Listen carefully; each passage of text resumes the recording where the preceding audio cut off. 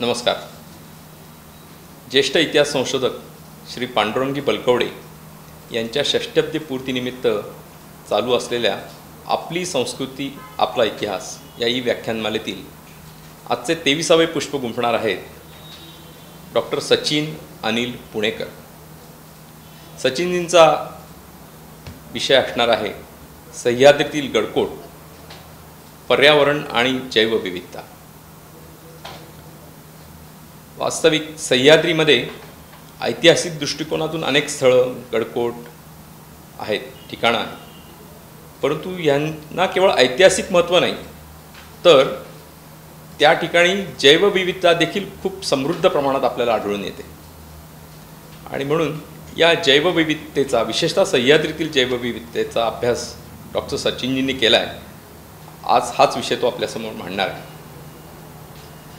या गडकोटांमध्ये आढळणाऱ्या वन्यजीव, वनस्पती, दुर्मिळ होत चाललेल्या वनस्पती, घातक अनेक वन्यजीव, अशा विविध विषयांचा सचिनजींनी अभ्यास केला आहे. त्यांना या विषयाची सुरुवातीपासूनच आवड होती आणि म्हणून त्यांनी वनस्पतीशास्त्र विषय घेऊन MSc केल्यानंतर कर्नाटकातील औंशी राष्ट्रीय उद्यानातील वनस्पती आणि पर्यावरण असा विषय घेऊन PhD पदवी संपादन केली. सावित्रीबाई फुले पुणे विद्यापीठामध्ये देखील त्यांचं संशोधन कार्य चालू आहे. अनेक संस्थांमध्ये सचिनजींनी आजपर्यंत संशोधन केलं आहे.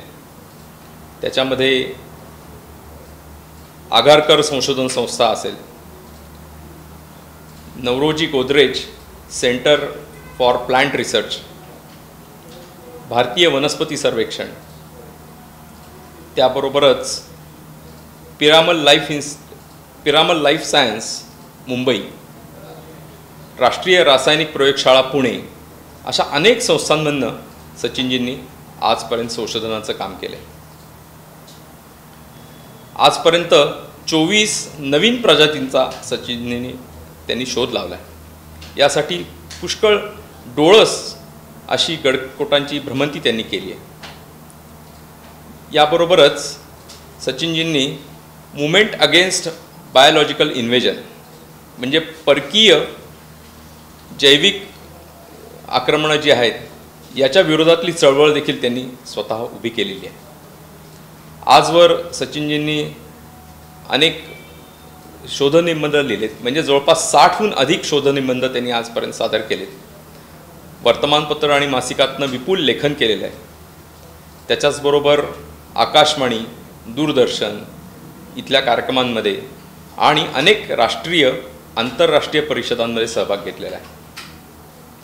आपल्या या विषयाशी समरस झालेले सचिनजी आज आपल्यासमोर म्हणून त्यांच्याच आवडीचा हा विषय सादर करणार आहेत. या 23व्या पुष्पासाठी विषय मांडायला सचिनजींनी त्यांच्या व्यस्त कार्यक्रमातनं मान्यता दिली आणि आज ते आपल्यासमोर हा विषय मांडतायत. याबद्दल श्री शिवाजी रायगड स्मारक मंडळातर्फे मी त्यांचे आभार मानतो आणि त्यांनी आपल्या व्याख्यानाला प्रारंभ करावा अशी त्यांना विनंती करतो. नमस्कार. नमस्कार. आदरणीय श्री पांडुरंगजी बलकवडे यांच्या षष्टब्दी निमित्त किंवा षष्टब्दी पूर्तीनिमित्त आयोजित आपली संस्कृती आपला इतिहास या व्याख्यानमाले अंतर्गत हे आजचं 23वं पुष्प.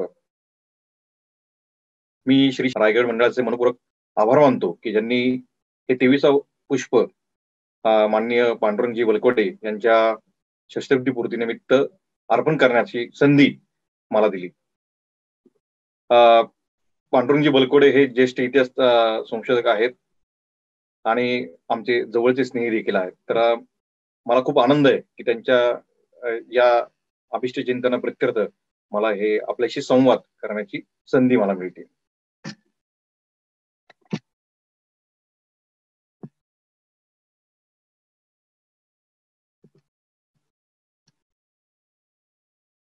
आजचा जो माझ्या सदीप व्याख्यानाचा जो विषय आहे तो विषय फार महत्वाचा आहे, वेगळा आहे आणि विषय असा आहे की सह्याद्रीतले गडकोट पर्यावरण आणि जैवविविधता किंवा जीविदता या विषयावर मी आपल्याशी आज सचित्र किंवा प्रकाशचित्रांच्या माध्यमातून संवाद साधण्याचा एक प्रामाणिक प्रयत्न करणार आहे. आपल्या सर्वांना माहिती आहे की महाराष्ट्राला दैदिप्यमान अशी दुर्ग संस्कृती, दुर्ग इतिहास, दुर्ग परंपरा लाभलेली आहे. हे दुर्ग केवळ ऐतिहासिक दृष्टिकोनातून नव्हे तर जैविधतेच्या दृष्टिकोनातून देखील समृद्ध आहे. आणि सदर सचित्र व्याख्यानात महाराष्ट्राच्या सह्याद्रीतील विविध गिरिदुर्ग, वनदुर्ग, घेरा, त्यांचा परिसर याचा एकंदरीत साक्षेपानं धांडोळा घेण्याचा हा प्रयत्न आहे. आणि या एकंदरीत वेगळ्या दुर्गांवर पर्यावरण आणि जीविदता कशा पद्धतीची आहे, त्याच्यामधली वैचित्र्यता कशा पद्धतीची आहे याचा आढावा आपण आज घेणार आहोत. आपल्या गडकोटांवर कुठल्या प्रकारचा निसर्ग अधिवास आहे, त्याच्यामध्ये कुठले जीवजंतू राहतात, त्यांच्यामध्ये कुठल्या धोकाग्रस्त, प्रदेशनिष्ठ, दुर्मिळ प्रजाती आहेत याचा आढावा देखील आपण आज घेणार आहोत. आणि त्यांचं संवर्धन, संरक्षण कशा पद्धतीत करायचं हेही आपण जाणून घेणार आहोत. आणि गेले अनेक वर्ष संशोधनातनं, निरीक्षणातनं जो आपण सह्याद्री भटकंती केलेली आहे, त्या भटकंतीतनं जी निरीक्षण आलेली आहेत ती मांडण्याचा एक सुयत्न, एक प्रामाणिक प्रयत्न करण्याचा या व्याख्यानमालेतनं आज मी प्रयत्न करणार आहे. तर अधिक वेळ न दवडता चला तर मग या अनोख्या अनवट अशा दुर्ग भटकंतीला आणि त्या दुर्गांच्या परिसरात किंवा दुर्गांवर असलेल्या पर्यावरण आणि विविधतेच्या विषयी आपण थोडक्यात ओळख करून घेऊ. चला तर मग आजचा जो आपला विषय आहे तो सह्याद्रीतले गडकोट, पर्यावरण आणि जैवविविधता, forts in northern western Ghats, environment and biodiversity या विषयावर आपली आजची एकंदरीत चर्चा असणार आहे. कुठल्याही शुभ कामाची सुरुवात गणेशाला वंदन करून आपण करतो. त्यामुळं हा एक वारसा, म्हणजे आपण आज निसर्ग वारसा किंवा एक महत्वाच्या वारशाविषयी बोलणार आहोत. तर जो आपला आध्यात्मिक वारसा आहे त्याला वंदन करून, गणेशाला वंदन करून, त्रिशंडू गणपतीची ही मूर्ती आहे. सामर्थ्य आहे चळवळीचे, जो जो करील तयाचे, परंतु तेथे भगवंताचे अधिष्ठान पाहिजे. त्या गणेशाला वंदन करून आपली भटकंती आपण चालू ठेवूया. तुम्हाला माहिती की निसर्गातलं प्रत्येक घटक, कुठलाही जीवजंतू असेल, प्राणी असतील, पक्षी असतील, सरीसृप असतील, अगदी उभयचर प्राणी असतील, सपुष्प वनस्पती असतील, हे एकमेकांशी कनेक्ट आहे. आणि आपण जी समोर स्लाइड बघताय त्या स्लाइड मध्ये तुम्हाला दिसतंय की आपण ते कॉबवेब म्हणजे कोळ्याचं जाळं आणि ब्रह्मांड असं ते कम्पॅरेटिव्ह अकाउंट मांडण्याचा प्रयत्न केलेला आहे. आणि हे एकमेकांशी कनेक्ट आहेत आणि मनुष्य प्राणी देखील याचा एक अविभाज्य असा घटक आहे. आणि तुम्हाला माहिती आहे की कॉबवेब मधले एखादं तरी त्यातलं जाळं कमकुत झालं तर एकंदरीत त्याचा परिणाम हा सबंध जाळ्यावर होऊ शकतो. त्यामुळे प्रत्येक घटक आणि त्याचं संवर्धन, संरक्षण होण्याची नितांत गरज आहे. तुम्ही ही जी स्लाइड बघताय याच्यामध्ये आपल्या दुर्गांवर किंवा दुर्ग परिसरामध्ये असं बराच वेळा आपलं चित्र दिसतं की तिथे एक आपला ऐतिहासिक वारसा असतो, एक आध्यात्मिक वारसा असतो आणि निसर्ग वारसा देखील असतो. So this is the perfect blend of nature and culture.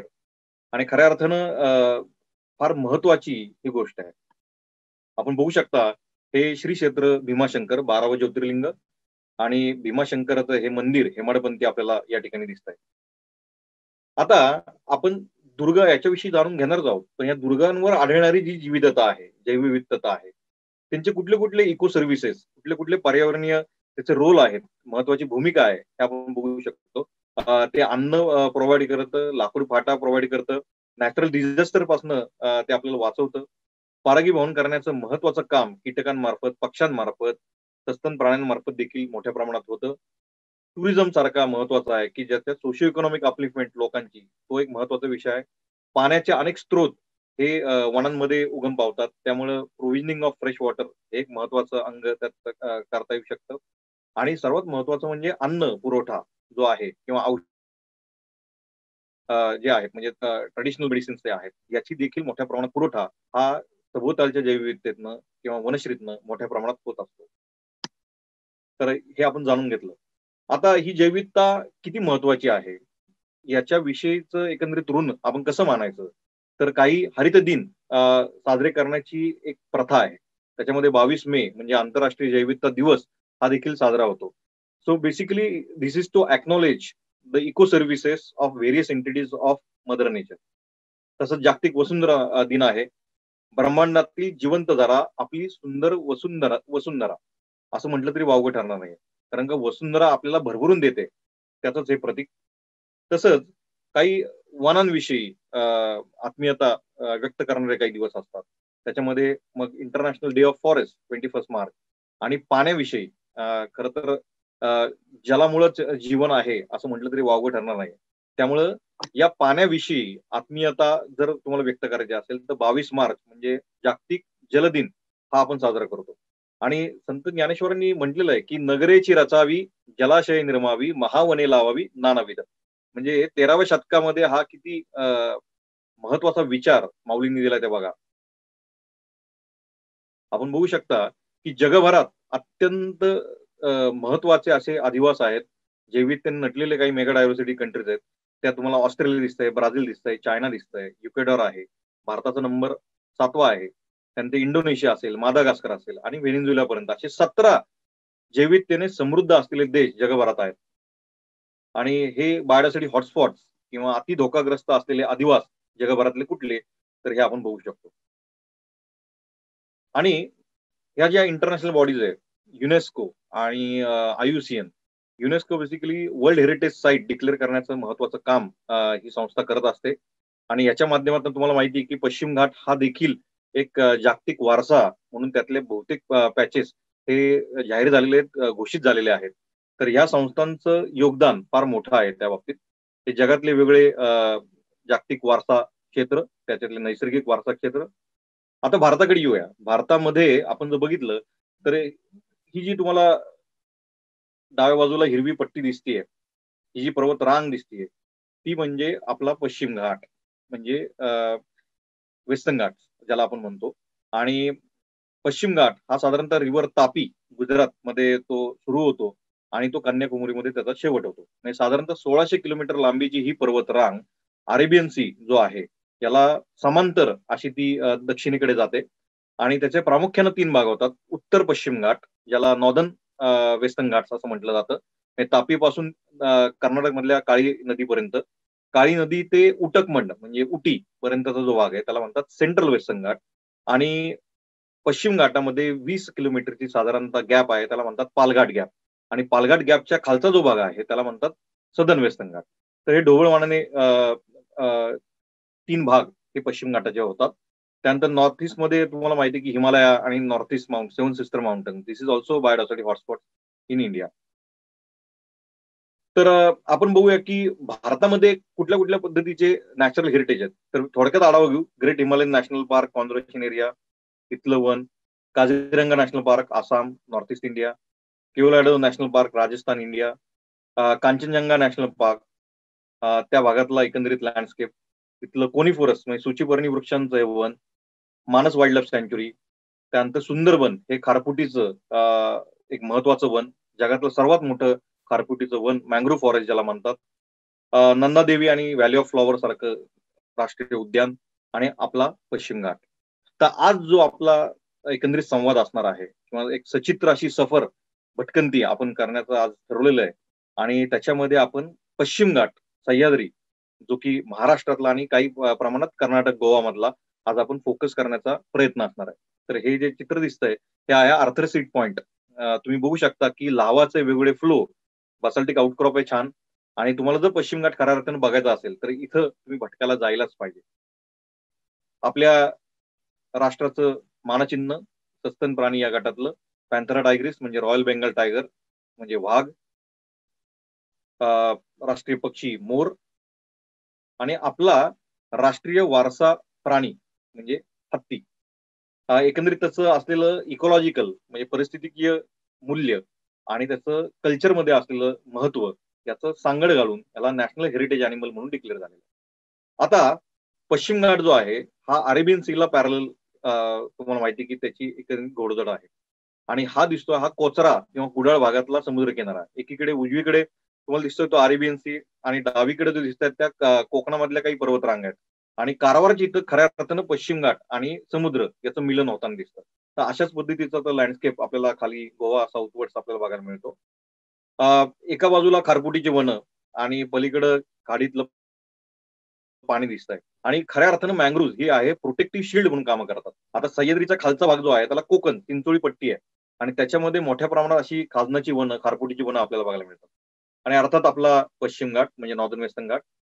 आता आपण बघूया की दुर्ग कुठल्या कुठल्या प्रकारचे आहेत. जलदुर्ग आहेत, वनदुर्ग आहेत, अ, आणि तिसरा महत्वाचा म्हणजे गिरिदुर्ग. त्याच्यामध्ये भुईकोट किल्ले पण येतात, पण आज आपण सह्याद्रीमध्ये जे प्रामुख्याने मिळणार आहेत ते वनदुर्ग आणि गिरिदुर्ग याच्या बाबतीत आपण सविस्तर आज चर्चा करणार आहोत.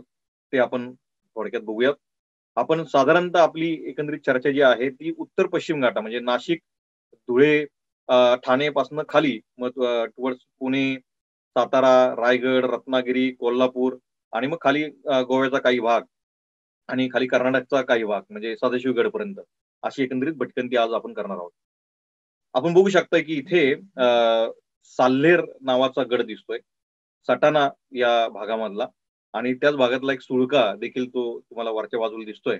आणि इथं संपूर्ण गड म्हणजे साल्हेर गड जो आहे तो निळ्या रंगाने बहरून गेलेला आहे.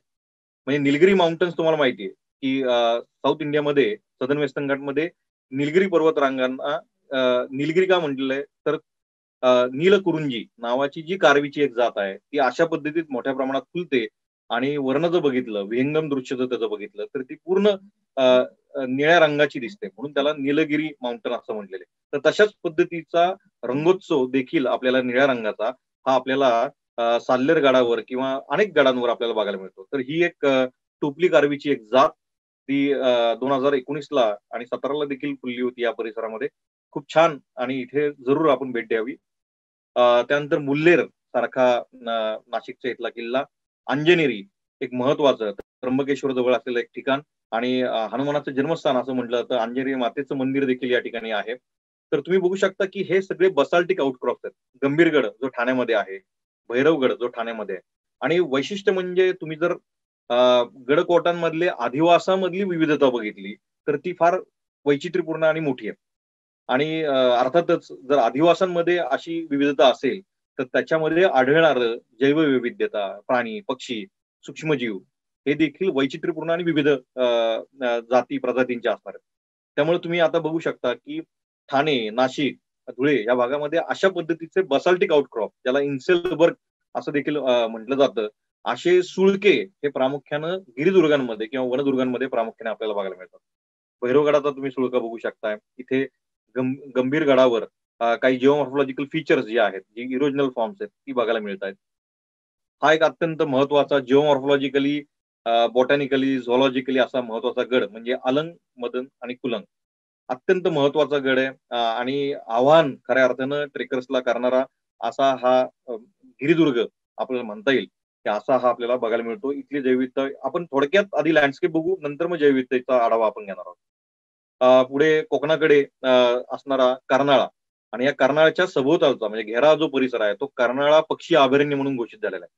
म्हणजे गडकोट हे कशा अर्थानं संवर्धनामध्ये महत्वाची भूमिका बजावतात याचा खरं मूर्तिमंत उदाहरण म्हणजे कर्नाळा हा गिरिदुर्ग म्हटलं तरी वावगं ठरणार नाही. लिंगाणा एक वन ऑफ द टॉलेस्ट गिरिदुर्ग महाराष्ट्रामधला एक महत्वाचं उंच असलेलं पीक म्हणता येईल.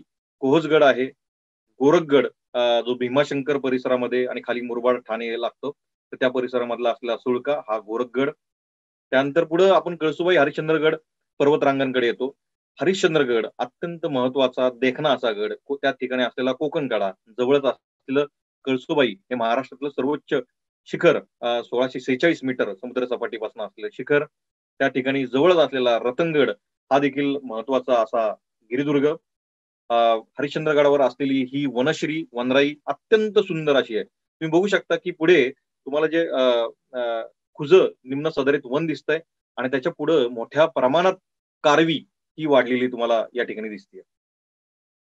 त्यानंतर दुर्गांचं एक वैशिष्ट्य तुम्ही जर बघितलं तर हे दुर्ग वेगवेगळे आदिवास म्हणजे हिल स्लोप्स जे कातळ आहेत, कडे आहेत, त्या कड्यांवर देखील वैविध्यपूर्ण असलेली वनश्री तुम्हाला बघायला मिळते. आणि अर्थातच या वनश्रीमध्ये प्राणी वैचित्र्य देखील फार मोठ्या प्रमाणात असतात. सरीसृप असतील, सस्तन प्राणी असतील, पक्षी असतील, अनेक प्राणी. तर इथं तुम्हाला दिसतं की हिल स्लोपवर कारवी मोठ्या प्रमाणात वाढलेली दिसते. आणि इतर सपुष्प वनस्पतींचं एक जंगल या ठिकाणी तुम्हाला दिसू शकतं. आता हा कलावंतीन दुर्ग किंवा हा सुळका म्हणजे आता तुम्ही इथे कम्पॅरेटिव्ह अकाउंट बघू शकता की निसर्गाचा उत्सव कशा पद्धतीचा असतो, की ऐन पावसाळ्यामध्ये साधारणतः तुम्हाला अशा पद्धतीचं दृश्य बघायला मिळेल, जिथे पूर्ण हिरवा गालीच्या या बसल्टिक आउटक्रॉपनी लेवलाय किंवा नेविलाय असं म्हणता येईल. इथं तुम्हाला दिसतंय की साधारणतः थोडा उशीर झाला की पोस्ट मान्सूनकडे मिड मान्सून किंवा म्हणाय तर तिथं सोनकीचं प्रामुख्याने आपल्याला मोठ्या प्रमाणात दिसतंय. त्यानंतर इथं काही पोस्ट मान्सून सीझन मध्ये इथं गवताच्या जाती सोनकीच्या जागी आलेल्या दिसतात आणि ऐन उन्हाळ्यामध्ये म्हणजे फेब्रुवारी नंतर मार्च, एप्रिल, मे तुम्हाला अशा पद्धतीचं शुष्क दिसतं असं तो सुळका आपल्याला बघायला मिळतो. म्हणजे वेगवेगळ्या ऋतूंमध्ये इथलं निसर्ग सौंदर्य हे ते वेगळ्या पद्धतीचं असतं आणि त्या प्रजाती, जाती या ऋतुपरत्वे देखील दिसतात. तर हे असे सुळके याचा कम्पॅरेटिव्ह म्हणजे तुलनात्मक अभ्यास जर आपण केला, तर त्यातनं अनेक नवीन गोष्टी किंवा नवीन प्रजाती ह्या आपल्याला मिळू शकतात. नागफणी परिसरामध्ये असलेलं हे एक सोनकीचं वन, सोनकीचा बहरच म्हणा तरी वावगं ठरणार नाहीये. ही एक प्रकारची व्हॅली ऑफ फ्लॉवरच आहे. आणि तुम्ही जर दिवाळीत गेलात तर तुम्हाला हा सोन उत्सव बघायला मिळेल. जर तुम्ही साधारणतः जूनमध्ये गेलात तर इथं नीलोत्सव म्हणजे निचुर्डी नावाची वनस्पती असते आणि थोडं उशिरा गेलात दिवाळीनंतर वगैरे तर इथं पूर्ण व्हॅली ही गुलाबी झालेली असते. त्यामुळे तेरडा मोठ्या प्रमाणात त्या ठिकाणी पसरलेला असतो. भीमाशंकर परिसरामधलं एक जंगल, दुर्ग किल्ला नावाचा एक छोटेखानी किल्ला आहे. टेहळणी किल्ला ज्याला म्हणता येईल. ढाक जो जुन्नर भागातला किल्ला आहे त्याच्या दुर्गाच्या जवळ असलेला हा टेहळणी किल्ला म्हणता येईल, जो कोकणाच्या अगदी वरच्या बाजूला आहे आणि पश्चिम घाटाच्या अगदी शेवटच्या टप्प्याला आहे. तर पुणे आणि ठाणे जिल्ह्याच्या बेचक्यात असलेला हा किल्ला दुर्ग किल्ला आणि या दुर्ग किल्ल्यावरनं दिसणारी ही वनश्री ही एक प्रकारची देवराई आहे. त्याच्याविषयी आपण नंतर सखोलपणे बोलणारच आहोत. तर अशा पद्धतीचं पर्णसांबार कॅनोपी असलेलं फॉरेस्ट हे आपल्याला प्रामुख्यानं जुन्नरचं दुर्गावाडी किंवा दुर्ग किल्ला या ठिकाणी बघायला मिळतं. पुढे आपण आलो की तामिनी जे अभयारण्य आहे, तामिनी अभयारण्यामध्ये तुम्हाला अशा पद्धतीचं निम्न सदाहरित वन हे प्रामुख्यानं बघायला मिळतं. लाल रंगाची जी कोवळी पानं दिसत आहेत ते वूम नावाची वनस्पती आहे. डिमोकॉर्पस लॉंगॉन जी एक महत्वाची खाद्य वनस्पती आहे, रानमेवा आहे. पुढं जी पसरलेली दिसते ती सगळी कारवी आहे. याच्याविषयी काय बोलणार? म्हणजे फक्त चित्र बघत राहावं असं वाटतं. हे आपल्या घनगड, तामिनी अभयारण्य किंवा तैलबैला ला जाताना आपल्याला डावीकडं अशा पद्धतीचं व्हॅली आपल्याला दर्शन येते. ही कुंडलिका व्हॅली. कुंडलिका नदीचा ओरिजिन त्याच परिसरामध्ये आहे आणि या गॉर्जमधनं सुंदर ती नदी वाहते. तुम्ही बघू शकता की सुंदर असं जिओमॉर्फॉलॉजिकल फीचर उंचच उंच कडे म्हणजे सह्याद्री किंवा सह्याद्रीचे उंच कडे काय आहेत ते इथे येऊन नक्कीच बघावं. तिथली जैविकता अनुभवावी. काही तळी आहेत, काही सीझनल तळी आहेत त्याच परिसरामध्ये. तर अशी ती जंगलामधली सुंदर तळी. पुढं आपण स्वराज्याची पहिली राजधानी राजगड 27 वर्ष सुराज्याचा कारभार चालला. अशी ती राजगडची ही माची. सुवेळा असेल, संजीवनी असेल, पद्मावती माची देखील आपल्याला मोठ्या प्रमाणात तिथं जैविकता मिळते. सिंहगडाचं दृश्य तुम्ही बघू शकता आणि तिथला वनांचा प्रकार थोडा बदललेला आहे बघता. कारण का सिंहगडावर खरं तर अर्थानं पानझडी वन किंवा आदर पानझडी वन आपल्याला बघायला मिळतं आणि खालचा जो फोटो आहे तो कल्याण दरवाजा आणि आपल्याला बऱ्याच वेळेला गडकोटांवर या कड्यांवर रानकेळ बघायला मिळते. त्याला चाईन किंवा चावीन असं मराठीमध्ये म्हटलं जातं आणि हे रानकेळ प्रामुख्यानं आपल्याला या कड्यांवर बघायला मिळतं. पुढे गेल्यानंतर सुंदर तोरणा किल्ला किंवा ज्याला प्रचंडगड असं म्हटलेलं आहे. ही प्रचंडगडाची झुंजार माची आणि खऱ्या अर्थानं तुम्हाला हा गड सर करायचा असेल तर खऱ्या अर्थानं तुमचं नेतृत्व हे झुंजार असलं पाहिजे. थोडं अवघड आहे, पण या माचीवर देखील या कड्यांवर देखील सिरोपेजा सह्याद्रिका म्हणजे ज्याला सह्याद्री कंदील पुष्प किंवा सह्याद्री खरपुडी ही जी सपुष्प वनस्पती अत्यंत दुर्मिळ प्रदेशनिष्ठ ती प्रामुख्यानं या माचीवर बघायला मिळते. तर असा एक म्हणजे दुर्ग हे प्रदेशनिष्ठ वनस्पती दुर्मिळ वनस्पतींचा आगार आहेत असं म्हटलं तरी वावगं ठरणार नाही. पुढे गेलं तर झुंजार माची, सिंहगडचा परिसर आणि तोरण्यावरनं खाली व्हॅलीमध्ये जेव्हा आपण बघतो तोरणा सर करत असताना तर आपल्याला प्रामुख्यानं ही टोपली गारवी जी टोपल्या ठेवल्यासारखी अशी छोटी छोटी दिसत आहेत ही आपल्याला प्रामुख्यानं बघायला मिळते. निलगिरांतस रेटिक्युलेटस किंवा प्लिओकॉलस सेसिलिस ही जात देखील आपल्याला तोरण्यामध्ये प्रामुख्याने बघायला मिळते. थोडं पुढे गेलं तर आपल्याला केंजळगड आहे, कमळगड आहे, रायरेश्वरचं सुंदर पठार आहे, त्याच्याविषयी आपण पुढे बोलणार आहोत. तर अशा पद्धतीचे बसाल्टिक रॉक किंवा आउटक्रॉप्स आपल्याला भोर किंवा त्या मावळ परिसरामध्ये आपल्याला प्रामुख्यानं बघायला मिळतो. आणि खऱ्या अर्थानं स्वराज्य सुराज्य जे बहरलं, म्हणजे कर्मभूमी जी होती त्याची सुरुवात मुहूर्तमेढ खऱ्या अर्थानं रायरी असेल, राजगड असेल, केंजळगड, कमळगड, अनेक जवळचे जे गड आहेत, दुर्गगड म्हणजे हे दुर्ग जे गड आहेत, या गडांवर त्याची मुहूर्तमेढ खऱ्या अर्थानं, कारण का इथला जो एकंदरीत जिओलॉजिकल हेरिटेज आहे, इथलं जे रौद्र रूप आहे आणि इथला जो नैसर्गिक इतिहास म्हणजे नॅचरल हिस्ट्री जी आहे ती फार महत्वाची आहे. तसंच आपण बघितलं गड परिसरामध्ये घेऱ्यामध्ये मोठ्या प्रमाणात गवताळ कुर्ण आहेत आणि खऱ्या अर्थाने ही गवताळ कुर्ण समृद्ध आहेत आणि तिथलं जीवनमान समृद्ध करण्यासाठी या कुर्णांचा या गवतांच्या जातीचा फार मोठा रोल आहे असं म्हणता येईल. कारण का तिथले गुरढोरं जी आहेत त्यांची उपजीविका मोठ्या प्रमाणात या गवतांवर अवलंबून असते. त्यामुळं तिथली शेती व्यवस्था असेल, तिथली लाईव्हस्टॉक असेल, तिथली लोक असतील, यांचं सगळं जीवनमान या अशा मावळातल्या गवताळ कुर्णावर अवलंबून असतं. पुढे आपण गेलो तर पश्चिम घाटामधले गिरिदुर्ग किंवा वनदुर्ग आपल्याला माहिती आहेत, पण पश्चिम घाटाच्या पूर्वेकडील सोंडांवर जे काही गड आहेत, म्हणजे त्याच्यामध्ये सोनेरी असेल, त्याच्यामध्ये सिंहगडासारखा एक छोटेखानी असेल गड असेल, त्यानंतर महत्वाचा म्हणजे हा पुरंदर किंवा वज्रगड पलीकडे आहे. तर पुरंदर सारखा जो गड आहे, इथलं वनश्री किंवा इथली जैविकता ही वेगळ्या पद्धतीची आहे. पर्जन्यमानाचं कमी प्रमाण, पण एकंदरीत त्याची उंची जर बघता इथे फार दुर्मिळ आणि धोकाग्रस्त असलेल्या वनस्पती बघायला मिळतात. ज्या हिमालयामध्ये काही वनस्पती आहेत, ज्या टेम्परेट क्लायमेट इंडिकेट करतात, अशा काही वनस्पतींचं वास्तव्य देखील आपल्याला पुरंदरमध्ये बघायला मिळतं. त्याच्यामध्ये मग थॅलिएक्ट्रम, त्याच्यामध्ये कंपॅन्युला, अशा काही वनस्पती आहेत की ज्याचं वास्तव्य हे आपल्याला प्रामुख्यानं पुरंदर सारख्या ठिकाणी बघायला मिळतं. याच ठिकाणावर रॅमनस पुरंदरेन्सिस नावाची एक वनस्पतीची जात देखील इथनच डिस्क्राईब झालेली आहे. आणि आपण खाली बघू शकता की इथलं खुरट शुष्क पानझडी वन हे पुरंदर परिसरामधले किंवा घेरा पुरंदर यामध्ये आपल्याला बघायला मिळतं. म्हणजे इथे सदाहरित नाहीये, इथं शुष्क पानझडी किंवा खुरटी वन ही परिसरामध्ये आपल्याला बघायला मिळतात. अर्थातच त्यातलं वैविध्यता हे वेगळं असणार आहे. पुढे आपण पुणे परिसरात जर बघितलं, पुण्यातल्या आसपासच्या टेकड्या ज्या आहेत किंवा ज्या गडांवरनं सोंडा येतात पुण्याकडे, म्हणजे आंबेगाव, नरे आणि पुढे पाचगाव पर्वती, तिकडनं वेताळ टेकडी किंवा एनडीए, या टेकड्या देखील या दुर्ग परिसरातल्या आहेत. आणि या टेकड्यांची नाळ आता कुठेतरी पश्चिम घाटाशी किंवा दुर्गांशी तुटलेली दिसते, कारण का वाढतं शहरीकरण जे झालेलं आहे त्यामुळं या टेकड्यांना आता आयलंडचं स्वरूप आलेलं आहे. त्यामुळे इथली जैविकता आता खऱ्या अर्थानं धोक्यात आलेली आहे. हा पाचगाव पर्वती परिसरातला फोटो. पुढं आपण खाली गेलो की आपल्याला कासचं पठार दिसेल. म्हणजे आपण साताऱ्याकडनं यवतेश्वर क्रॉस केलं आणि पुढे वासोट्याला जात असताना, बामनोलीकडे जात असताना आपल्याला एक समृद्ध पठार बघायला मिळतं. तर असं हे कासचं पठार आपण बघू शकता की या पठारावर आता ते शुष्क वाटतंय, पण खऱ्या अर्थाने इथे काही पद्धतीचे जीव हे नांदताना मिळतात. मार्च महिन्यामध्ये काढलेला हा फोटो, ज्याला जांभा साडा असं म्हटलं जातं.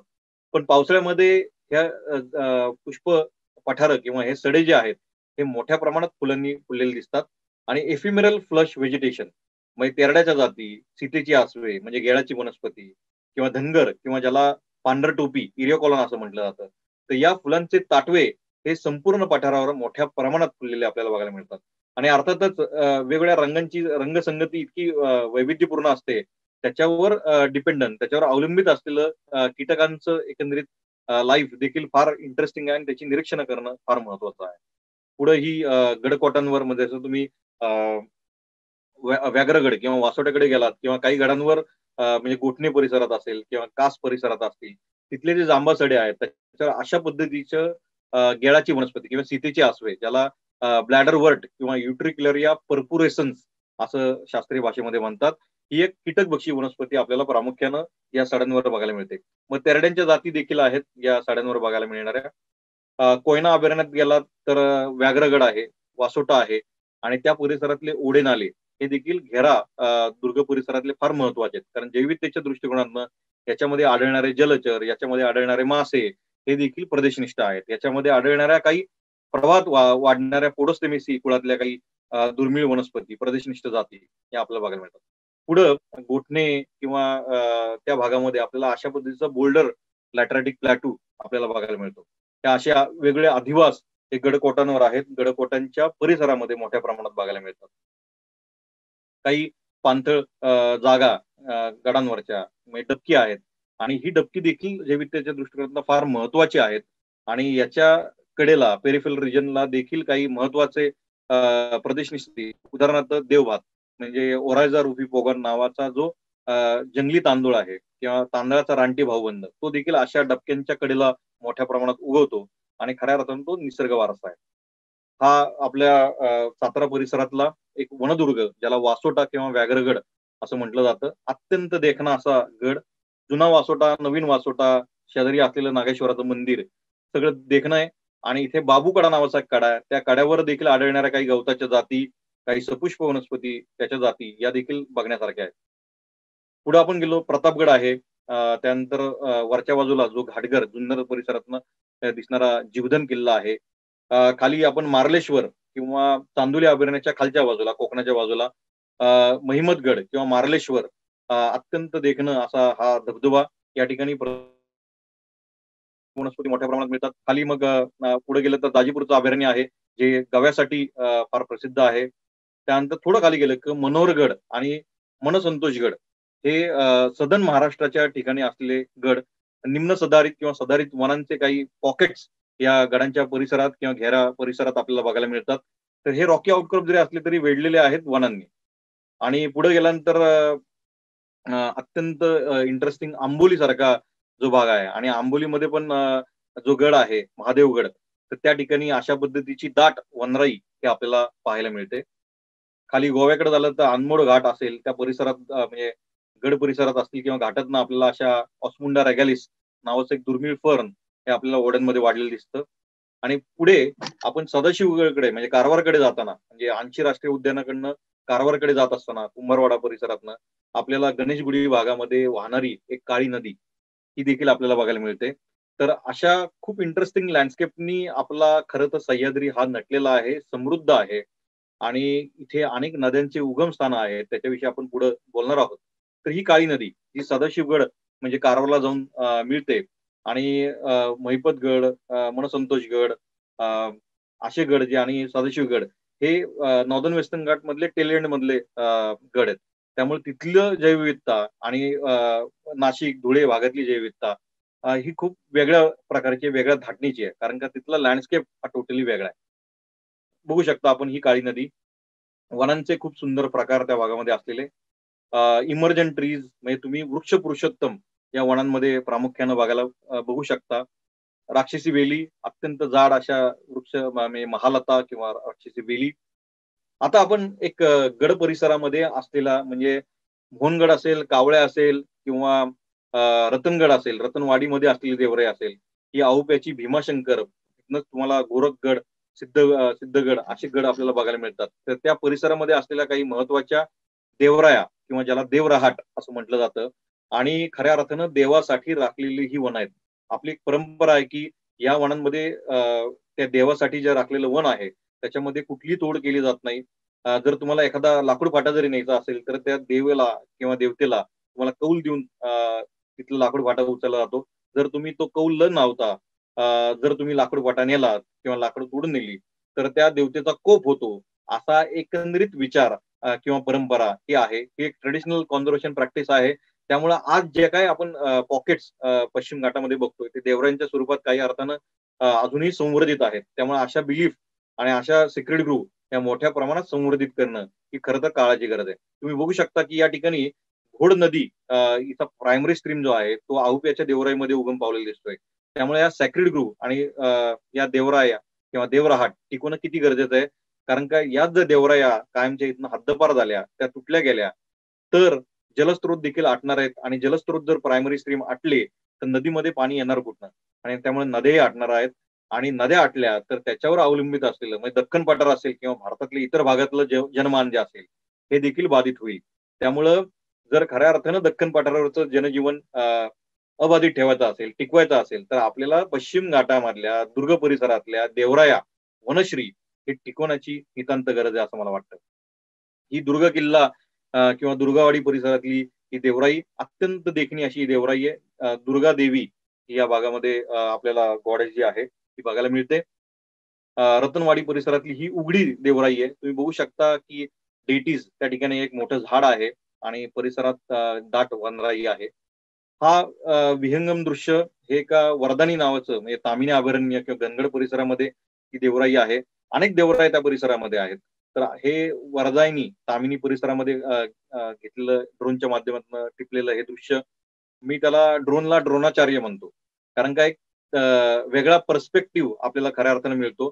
एक निसर्गाने दिलेला तिसरा डोळा म्हणून आपण ड्रोनकडे बघूया आणि खऱ्या अर्थानं कॉन्झर्वेशन आणि वनश्री समजून घ्यायचं असेल तर हे एक महत्वाचं टूल म्हणून आपण याच्याकडे बघितलं पाहिजे आणि खऱ्या अर्थानं दुर्गांचं संवर्धन संरक्षणाच्या दृष्टिकोनातून ड्रोनच्या माध्यमातून आपण नक्कीच चांगली भूमिका बजावू शकतो, चांगली प्रकाशचित्र टिपू शकतो. ही माणगावची त्याच परिसरातली देवराई, ही एक आळंदी परिसरामधली देवराई ज्याला सिद्धबेटातली देवराई असं म्हटलं जातं. इथे आजान वृक्षाची फार छान राई आहे. तुम्ही बघताय भाविकगण या वृक्षाखाली हरिपाठ वाचताना किंवा आध्यात्मिक ग्रंथ वाचताना दिसत आहेत आणि जो आपला एक आध्यात्मिक वारसा आहे, निसर्ग वारसा आहे, तो वृक्ष देखील आपल्याला आजान वृक्ष, त्याला गोरक्षवल्ली, गोरक्ष गुल्म, पूर्णधन, निधी, योगिनी किंवा शांभवी असं म्हटलेलं आहे. तर अशा ठिकाणी देवराया देखील आपल्या पश्चिम घाटाच्या पूर्व भागामध्ये आहेत. देवरांमधल्या वेगळ्या देवता विशेष करून सह्याद्री आपला महादेवाचा आहे असं म्हटलं तरी हरकत नाहीये. कारण तुम्ही बघितलं तर सह्याद्रीतल्या वेगळ्या दुर्गांवर किंवा घेरा परिसरात ज्या देवराया आहेत किंवा जी मंदिरं आहेत, अशा ठिकाणी तुम्हाला महादेवाचं स्थान हे प्रामुख्यानं बघायला मिळेल. तर त्याच परिसराला भीमाशंकर परिसरामधला हा वनदेव, तातोडी देवी, अनेक देवदेवता हे आपल्याला या परिसरामध्ये बघायला मिळतात. काही इंटरेस्टिंग साईट आहेत म्हणजे ज्याला कातळ शिल्प किंवा खोद शिल्प, रॉक कार्विंग ही देखील आपल्याला प्रामुख्याने बघायला मिळतात. तुम्ही बघू शकता की एक रॉक आर्ट म्हणून त्याच्याकडे आपण बघू शकतो. तर वनश्री बरोबर इतर देखील ज्या ब्रांचेस आहेत, जिओलॉजी असेल, जिओमॉर्फॉलॉजी असेल, आर्टिस्टिक फॉर्म असतील अशा वेगळ्या पद्धतीचे, तर हे देखील अभ्यासणं तितकंच महत्वाचं आहे. बघा देवराई आणि परिसरातली वनश्री इतकं डेन्स फॉरेस्ट म्हणजे असं वाटावं की पश्चिम घाट एक अमेझॉन आहे. अमेझॉन जरी सुंदर असला, कॅनोपी खूप चांगली असली तरी आपला पश्चिम घाट देखील काही कमी नाहीये. पश्चिम घाटामध्ये देखील अशा डेन्स अशा राया अजूनही आहेत. आता आपण बघूया की काही ठराविक महत्वपूर्ण जीव. आता हा कोयना टोड आहे, जो वासोटा किंवा डाऊन साऊथला जे महत्वाचे गडकोट आहेत, अशा ठिकाणी आपल्याला अशा पद्धतीचा हा प्रदेशनिष्ठ टोड ज्याला झॅन्थोप्राईन कोइनेन्सिस किंवा कोयना टोड ही एकंदरीत बेडकाची जात आपल्याला त्या ठिकाणी बघायला मिळते. देवगांडूळ किंवा लिमलेस अँफिबियन्स किंवा सेसिलियन्स असं म्हणतात, त्याच्या अनेक जाती या गडकोटांवरल्या सड्यांवर, जांभा सडे लॅटराटिक प्लॅटू जे आहेत त्याच्यावर आपल्याला प्रामुख्यानं बघायला मिळतात. आपण पुण्याच्या जवळ कोंढाणा म्हणजे सिंहगड हा जो गड आहे, या ठिकाणी आपल्याला ही एक दुर्मिळ जात बघायला मिळते. याचं नाव आहे कोंढाणा सॉफ्ट फर्ड रॅट किंवा कोंडाना रॅट किंवा लार्ज मेटाड आणि त्याचं नाव आहे मिलार्डिया कोंडाना. म्हणजे मिलार्डिया हा जीनस आहे आणि कोंडाना ही स्पीसीज आहे. कोंडाना का तर कोंडाना या गडाच्या इथनं याची पहिली नोंद मिश्रा आणि धांडा या शास्त्रज्ञांनी केली आणि हा दुर्मिळ उंदीर कोंडाना उंदीर आपल्या सिंहगडावर बघायला मिळतो. तर असे काही सस्तन प्राणी इंटरेस्टिंग आहेत. अंजनेरीला तुम्ही नाशिकच्या जवळ गेलात, त्र्यंबकच्या जवळ, तर तिथं सिरोपेजिया अंजनेरिका ही वनस्पती आमचे मित्र निलेश मालपुरे यांनी त्याचा शोध लावलेला आहे. अनेक वेळा आम्ही याच्या परागीभवनाविषयी निलेश असेल, मी असेल, आम्ही त्याचं सखोल असं संशोधन केलेलं आहे. तर ही खरपुडीची अंजनेरीमध्ये मिळालेली नवीन जात, याला अंजनेरी खरपुडी किंवा अंजनेरी कंदील पुष्प असं मराठीमध्ये म्हटलं जातं. ही नवीन जात अंजनेरी गडावरनं शोधली गेलेली आहे. तसंच धाक नावाचा जो जुन्नर परिसरामधला किल्ला आहे, तर तिथे सिरोपेजिया महाराष्ट्रेन्सिस म्हणजे महाराष्ट्र कंदील पुष्प नावाची ही जी स्पीसीज आहे, प्रजाती आहे, ही आम्ही सर्व आमच्या मदतीनं काही सहकाऱ्यांनी आम्ही आगरकर संशोधन संस्था, भारतीय वनस्पती सर्वेक्षण मधले काही शास्त्रज्ञ आणि बायोस्फिअर्स असे एकत्रित येऊन आम्ही ही नवीन प्रजात महाराष्ट्र खरपुडी म्हणून ढाक जुन्नर भागातनं दुर्गांवरनं गिरिदुर्गांवरनं प्रकाशित केली. आमचे मित्र शौरी सुलाके यांनी नुकतीच स्कॉर्पिओस तैलबैला ही एक नवीन विंचवाची प्रजाती ही नुकतीच प्रकाशित केली. आणि खाली निओस्कॉर्पियस सिंहगडेंसिस म्हणजे सिंहगडावर आढळणारा, मगाशी उंदीर बघितला, आता सिंहगडावर प्रदेशनिष्ठ असलेली किंवा तिथनं पहिल्यांदा शास्त्रीय नोंद झालेली नवीन विंचवाची प्रजात म्हणून निओस्कॉर्पियस सिंहगडेंसिस आपण बघू शकता की ही प्रजात झुलॉजिकल सर्व्हे ऑफ इंडियाचे वरिष्ठ शास्त्रज्ञ देशभूषण बस्तावडे सर यांनी ती प्रकाशित केलेली आहे. तर असा आपला एकंदरीत सह्य पर्वत की ज्याच्यावर अष्टपादांच्या, सस्तन प्राण्यांच्या, उभयचर प्राण्यांच्या, पक्ष्यांच्या, सपुष्प वनस्पतींच्या अशा नवीन जाती आज देखील मोठ्या प्रमाणात मिळत आहेत. याच्यातनं आपल्याला कळू शकतं की किती स्कोप अजूनही या संशोधनाला आहे. ही ढाक किल्ल्यावर रोला हेमाद्री यांनी प्रकाशित केलेली सुरेपेजा रुली नावाची ही प्रदेशनिष्ठ कंदील पुष्पाची जात, याचं परागीभवनाचं काम आम्ही केलं आणि आपण इथं बघू शकता इथं माशी आहे आणि या फुलावर लपून बसलेला इथं पांढरा कोळी दिसतोय बघा. तर किती इंटरेस्टिंग आहे बघा. म्हणजे एक फुल अभ्यासाचं नाहीये, त्या फुलामध्ये दडून बसलेला कोळी आणि त्या कोळ्यांनी त्या फुलाला व्हिजिट करणारी जी माशी आहे परागीभवनासाठी असेल किंवा इतर कामासाठी आलेली, त्याची केलेली शिकार, याला म्हणतात फ्लॉवर बेस्ड प्रेडेशन. म्हणजे दुर्ग आपल्याला किती वेगवेगळ्या संधी किंवा त्या टॅक्टिस आहेत शिकारीच्या, त्या देखील आपल्याला या फुलांकडनं, या सपुष्प वनस्पतींकडनं शिकायला आपल्याला नक्कीच बघायला मिळतात. सुरपीच्या ओडराटा असेल, सुरपीच्या सह्याद्रिका सारख्या, सुरपीच्या सह्याद्रिका तर सिंहगडावर मोठ्या प्रमाणात आहे, तोरण्यावर आहे, राजगडावर आहे, अनेक गडकोटांवर ही वनस्पती बघायला मिळते. जी टाईप लोकॅलिटी देखील सिंहगड किंवा सिंहगड परिसरामधनं पहिल्यांदा त्याची नोंद झालेली आहे. खाली आंबोलीच्या इथला महादेवगड असेल त्या ठिकाणी देखील याची टाईप लोकॅलिटी सांगितली गेलेली आहे. शेषागिरी सह्याद्रिका म्हणजे सह्याद्रीच्याच नावाने प्रकाशित झालेली ही सपुष्प वनस्पती ज्येष्ठ वनस्पती शास्त्रज्ञ एम वाय अन्सारी आणि हेमाद्री यांनी ही प्रकाशित केलेली खोबरदोडा असं त्याला मराठीत म्हटलं जातं. साप कांद्याच्या काही नवीन प्रजाती, इथे तुम्हाला जी दिसतीये याला घाट साप कांदा असं म्हटलं, अॅरेसिमा घाटिकम.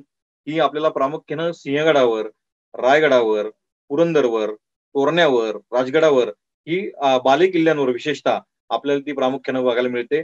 आणि विशेषतः म्हणजे पावसाळ्याच्या सुरुवातीला फक्त आठवडा 2 आठवडे याचं फ्लॉवरिंग आपल्याला बघायला मिळतं. तर अशी ही दुर्मिळ सापकांद्याची जात तुम्ही बघू शकता. आपण इथं बघू शकतो की सरीसृपांमध्येही प्रदेशनिष्ठ जाती आहेत. ही खैरेज ब्लॅक शिल्टेल्ड नावाचा नुकताच प्रकाशित झालेली ही सापाची जात, ही देखील दुर्ग परिसरामधल्या किंवा जांबा साड्यांमधल्या बोल्डर रॉकी आउटक्रॉपच्या मध्ये आपल्याला आढळून येते. राफ्डोपस ॲक्वाटिकस नावाचा हा स्नेक सुरुवातीला ऑलिव्ह फॉरेस्ट स्नेक म्हणून आपल्याकडे प्रचलित होता, पण नुकतंच त्याचं राफ्डोपस ॲक्वाटिकस म्हणून हे नवीन सरीसृप दुर्ग परिसर, जांबासडे याच्यावरनं प्रकाशित झालेला आहे. फार महत्वाचं असं हे सपुष्प वनस्पती, ज्याचं मागच्या वर्षी 2020-19ला शिवराज्याभिषेक दिनानिमित्त या वनस्पतीचं नामकरण हे शिवसुमन असं करण्यात आलं. आणि मला सांगायला आनंद होतो की ही जगातली अत्यंत दुर्मिळ अशी ही प्रजात आज त्याचं संवर्धनाचं काम हे मोठ्या प्रमाणात चालू आहे. याचं नाव आहे फ्रेरिया इंडिका. ही जगभरात फक्त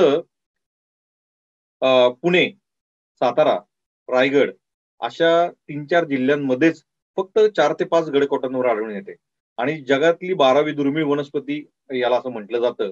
आणि त्याचं नामकरण हे शिवसुमन, कारण का तुम्हाला सर्वांना माहिती आहे की आपलं सर्वांचं आराध्य दैवत छत्रपती श्री शिवाजी महाराज यांचं जन्मस्थान शिवनेरी या गडावर झालं जन्मस्थान. आणि ही वनस्पती देखील याचा पहिली शास्त्रीय नोंद ही जुन्नर परिसरात आणि विशेष करून शिवनेरी परिसरातनं याची पहिली शास्त्रीय नोंद दालजेले या ब्रिटिश शास्त्रज्ञांनी केली. त्यामुळं शिवरायांचं असलेलं जन्मस्थान, शिवसुमनाचं असलेलं पहिली शास्त्रीय नोंद म्हणून आणि शिवाई देवीचा शिवनेरी असलेलं वास्तव्य म्हणून हा एक वेगळा योग आहे असं आपण म्हणू शकतो. म्हणून या वनस्पतीचं नामकरण, त्याचं पर्यावरण मूल्य, त्याचा असलेला सुदर्शन चक्रासारखा असलेला आकार, त्याची रचना, त्याच्यामध्ये असलेला नैसर्गिक रंग म्हणजे विशेष करून भगवा रंग म्हणून याचं नामकरण शिवसुमन असं शिवसदरेवर शिवराज्याभिषेक दिनाचं औचित्य साधून हे नुकतंच करण्यात आलं. आणि तुम्ही बघू शकता की इथं शिवरायांच्या नावाचं फूल हे प्रकाशित झालेलं. आणि याला असं आम्ही म्हणतो की शिवसुमनाची सांगतो गाथा ही हिंदवी स्वराज्याची भगवी पताका. असं म्हटलं तरी वावगं ठरणार नाहीये. कारण की फक्त महाराजांचे जे गडकोट आहेत, विशेष करून शिवनेरी, रायगड, वज्रगड, पुरंदर, सज्जनगड अशा गडकोटांवर या वनस्पतीचं विशेष करून वावर आहे.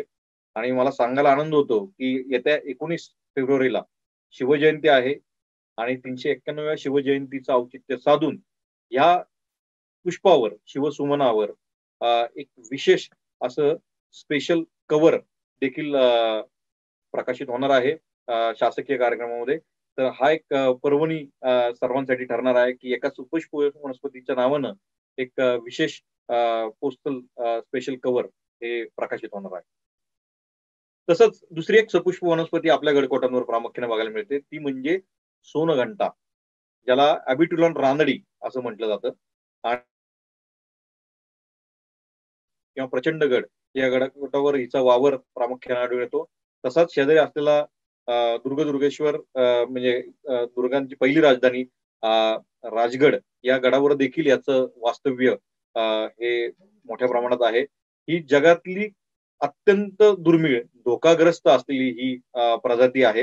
याचं नाव आहे ॲबिट्युलॉन रानडी. नामदेवराव रानडे नावाचे गृहस्थ जे प्लांट कलेक्टर होते, जे वुड्रो आणि स्टाफ यांच्याबरोबर काम करायचे वनस्पती संकलनाचं. आणि 1898 साली नामदेवराव रानडे यांचं प्लेगमुळे निधन झालं आणि वुड्रो या शास्त्रज्ञानं या वनस्पतीचं नामकरण, ज्यांनी जेव्हा पहिल्यांदा आंबा घाटातनं ही वनस्पती संकलित केली आणि त्या वनस्पतीचं नामकरण नामदेवराव रानडेंच्या सन्मानार्थ ॲबिट्युलॉन रानडी म्हणून असं केलं. आपल्या इकडे मालवेसी नावाचं जे कुळ आहे त्या कुळामध्ये ही वनस्पती येते. अत्यंत दुर्मिळ, धोकाग्रस्त. पुढे मग आंबा घाटानंतर वासोटा या गडावरनं पाचोलकर सरांनी ती शोधून काढली. त्याच्यानंतर मी डॉक्टर श्रीनाथ कवडे यांनी ती नंतर तोरणा गडावरनं, नंतर मी डॉक्टर श्रीनाथ कवडे, डॉक्टर राजेंद्र जगदाळे यांनी शिडीम ठिकाणावरनं ती आम्ही संकलित केली. राजगडावरून आम्ही ती पुन्हा संकलित केली आणि नंतर मोठ्या प्रमाणात याच्या मग रोपं तयार करण्याचं काम हे शिवाजी विद्यापीठाने केलं आणि मग वेगवेगळ्या गडकोटांवर देखील त्याचं रोपण करण्याचं काम हे आजही संशोधक मोठ्या प्रमाणात करत आहेत. म्हणजे खऱ्या अर्थानं दुर्गांचा निसर्ग वारसा असलेलं शिवसुमन आणि ही सोनघंटा. इथं नागमणी नावाचा हा ॲरेऑप्सिस ही देखील एक युनिक वनस्पती आहे. आपल्या सह्याद्रीमध्ये काही सस्तन प्राणी वेगळ्या पद्धतीचे आहेत. आता वाघ म्हटलं की सगळ्यांना आठवतं ते विदर्भ, ताडोबा किंवा पेंच. पण आपल्या सह्याद्रीमध्ये देखील ही अत्यंत देखणी अशी बिग कॅट, ज्याला रॉयल बेंगल टायगर किंवा वाघ असं म्हटलं जातं, याचा वावर देखील आपल्या सह्याद्रीतल्या दुर्ग परिसरात, घेरा परिसरात किंवा दुर्गांवर देखील काही प्रमाणात आहे.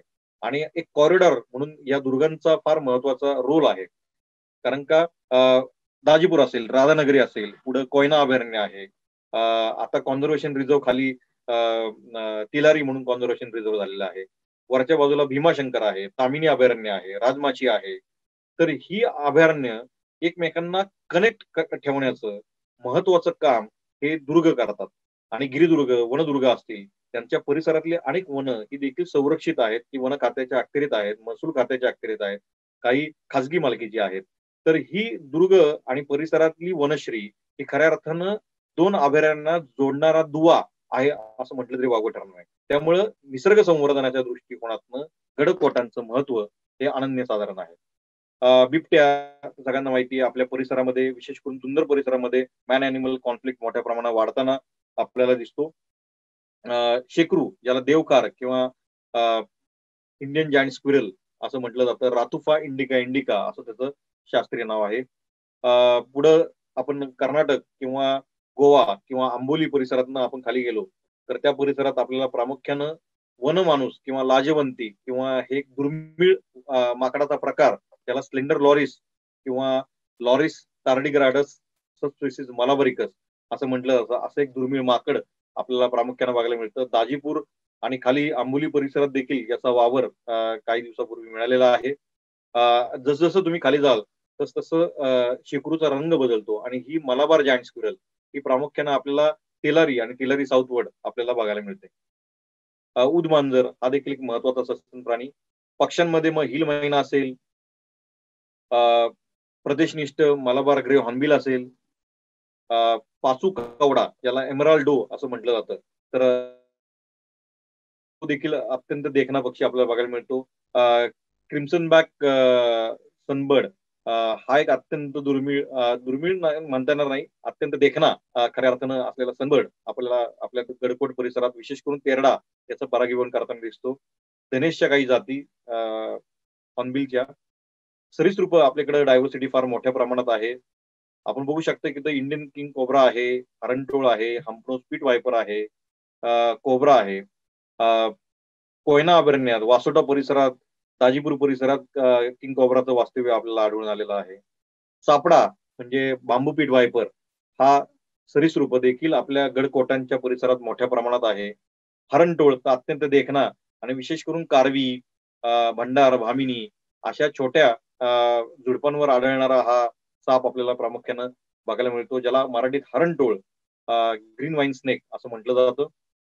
मलाबार पीट वायपर, त्यानंतर खापर खवल्या शिलटेल नावाचं जे महत्वाचा प्रदेशनिष्ठ अशी जी सरीसृप वर्गातली ही सापांची प्रजाती आपण बघू शकता की शिलटेल हे खऱ्या अर्थानं सह्याद्रीतल्या दुर्ग आणि दुर्ग परिसरातल्या घेऱ्यामध्ये किंवा जांभा साड्यांवर प्रामुख्यानं आढळणारे ही सरीसृपांची जात आहे.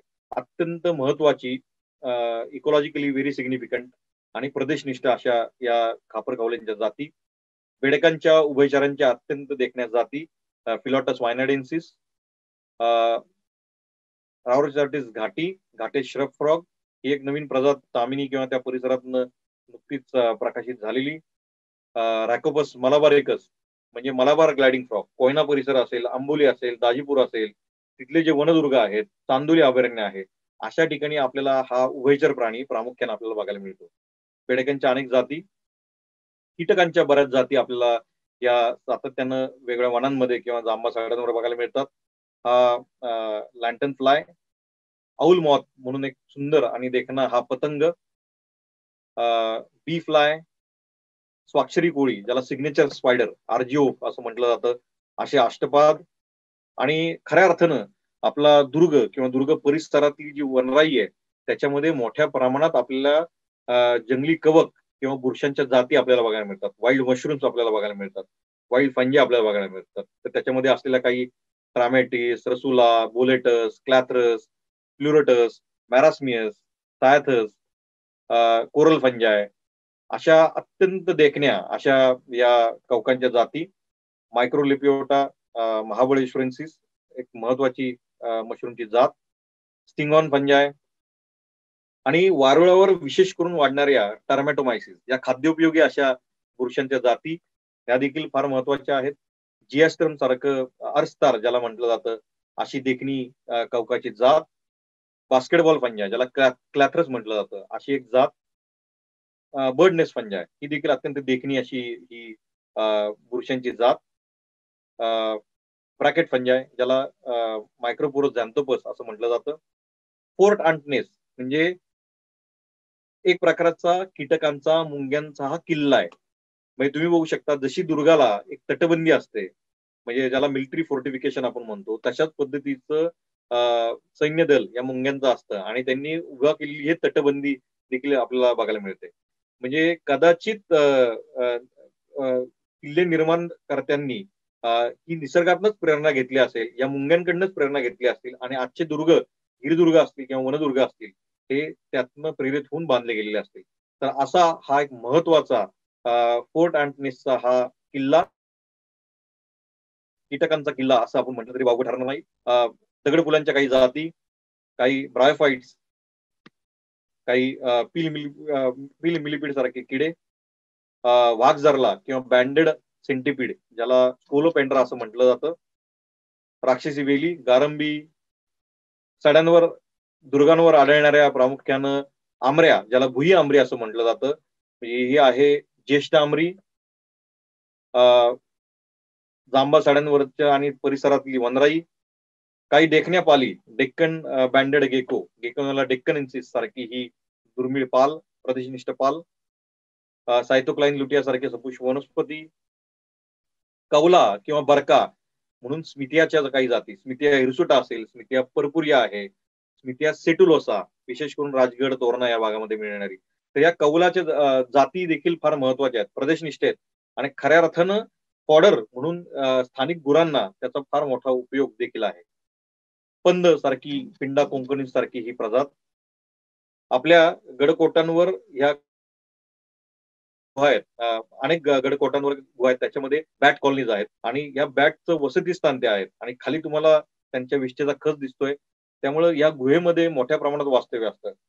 तापोळा परिसरात, महाबळेश्वर परिसरात रॉबर्स केव्ह नावाची एक केव्ह आहे, ती देखील गडकोट परिसरातल्या वनराईमध्ये आहे, महाबळेश्वरमध्ये आहे.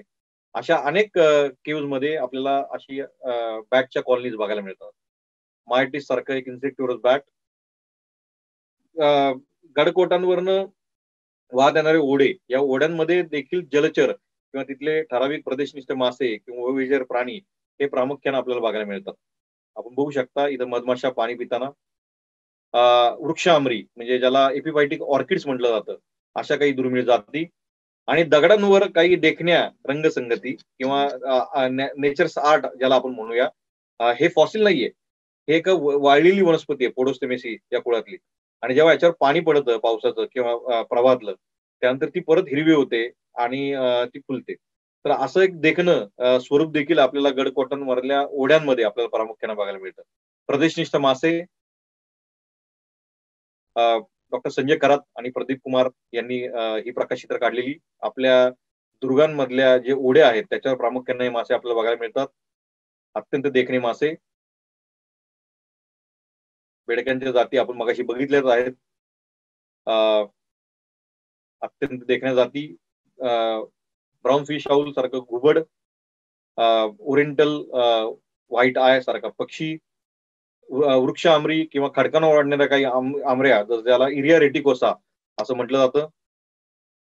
काही लिलीज ज्याला क्रायनम ब्रॅचिनिमा किंवा क्रायनम वुड्रोवी असं म्हटलं जातं.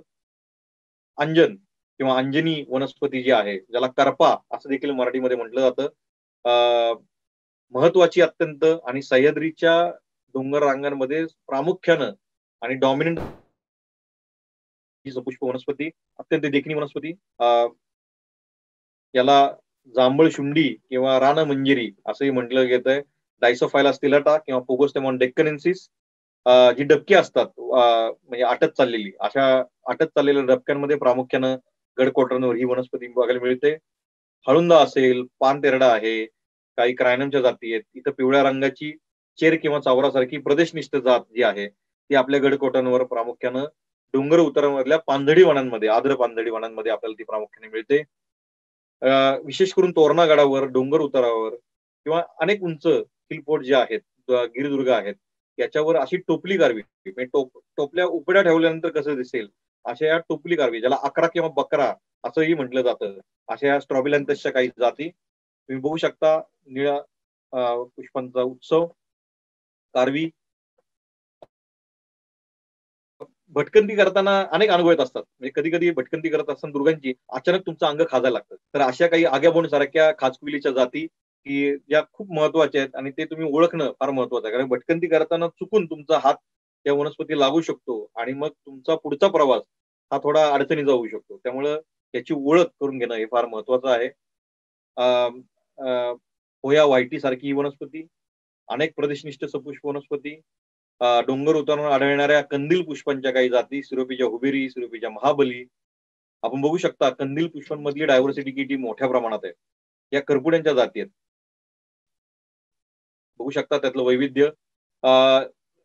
पूर्वेकडच्या सोंडेवर म्हणजे पुरंदर असेल किंवा सोनेरी आहे, अशा ठिकाणी जी शुष्क पानझडी वनं आहेत किंवा खुरटी पानझडी वनं आहेत, तिथलं वैविध्य देखील फार बघण्यासारखं आहे. मग त्याच्यामध्ये फॅन थ्रोटेड लिझार्ड, ज्याला सरगोटा सरडा म्हणतात, किंवा खोकड सारखा प्राणी आहे, लांडगा आहे, तरस आहे, त्यानंतर चिंकारा आहे, शृंगी घुबड असेल किंवा ज्याच्यावर त्याची उपजीविका तो बाय कलर्ड स्कॉर्पियन आहे, सॉस्केड वायपरन ज्याला फुरसं म्हणतात, असे काही जीव बघायला मिळतात.